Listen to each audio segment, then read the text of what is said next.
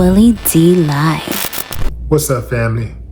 It is widely known and recognized that Donald Trump, your president, is not well versed in the English lexicon, so it comes as no surprise that he would struggle with the Spanish lexicon.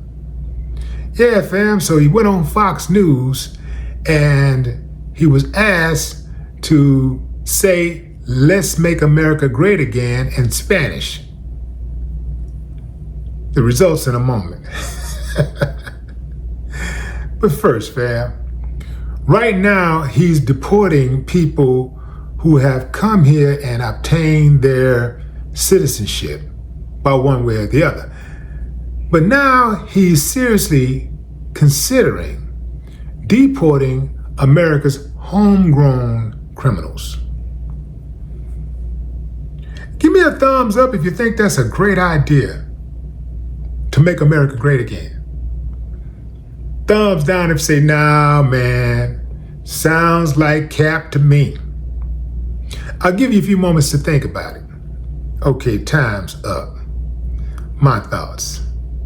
If Donald Trump is going to deport homegrown criminals, Donald Trump should start with Donald Trump, because everybody knows, just like he has a problem with reading, just like people know that he has a problem reading, they know that he has a problem following the law. See, what happens is, oftentimes, the people who create the laws are the first ones to break the laws. Why do they create the laws in the first place? To punish those who are not like them, to punish those who are not on the inside. They create the laws to punish those who have not taken the oath.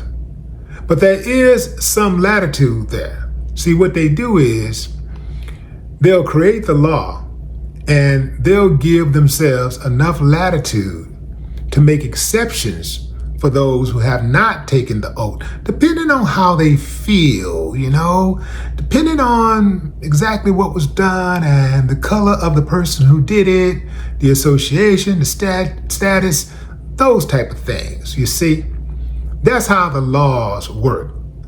America probably got 10 million laws on the books. Every damn thing, almost breathing is damn near a law now. You can only breathe so many times in a day. You can only take so many breaths a day. And after that, you go to jail. I'm telling you, man, it's cold-blooded the way they do it. So the laws are not really to keep the citizens safe. That's not what they're for. Because if the laws were created to keep us safe, we would feel safe. Think about it, fam. If the laws were created to keep us safe, we would feel safe. I'll give you an example to highlight my point. You ever notice how sometimes at intersections there are no stop signs or signal lights, and there can be multiple accidents at that intersection, and they still won't put up any signage? The moment somebody gets killed,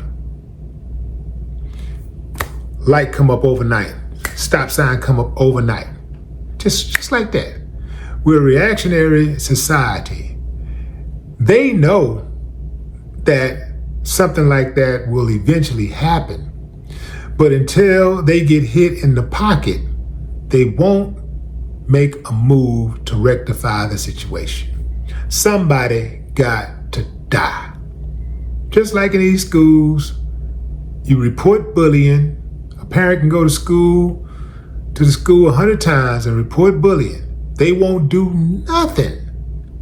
The moment one of those kids go up there and take a life, or the parent go to beating down one of them kids, now they want to do something about it. Now they want to make changes. I don't know how Donald Trump planned on taking U.S. citizens who commit crimes and sending them to El Salvador.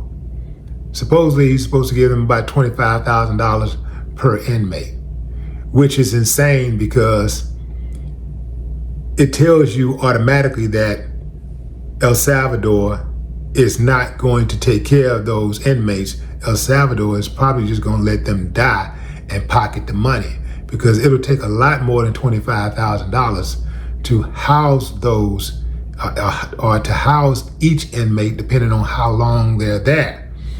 So I suspect also, if Trump is able to do that, then perhaps there's an opportunity for the next administration to send him. And a lot of these people that he has let off the hook for crimes, because he letting criminals out left and right. Trump is pardoning, commuting, exonerating criminals who have committed treason, espionage, things that would have gotten people killed a few decades ago. These people are allowed to walk around freely. People who have tried to overthrow the government are allowed to walk around freely because of him and his quest to make America great again. Which brings me to his Fox News interview with Rachel Campus Duffy, who asked him to say, "Let's make America great again" in Spanish. And guess what he said? Dooba-dabba-dooba.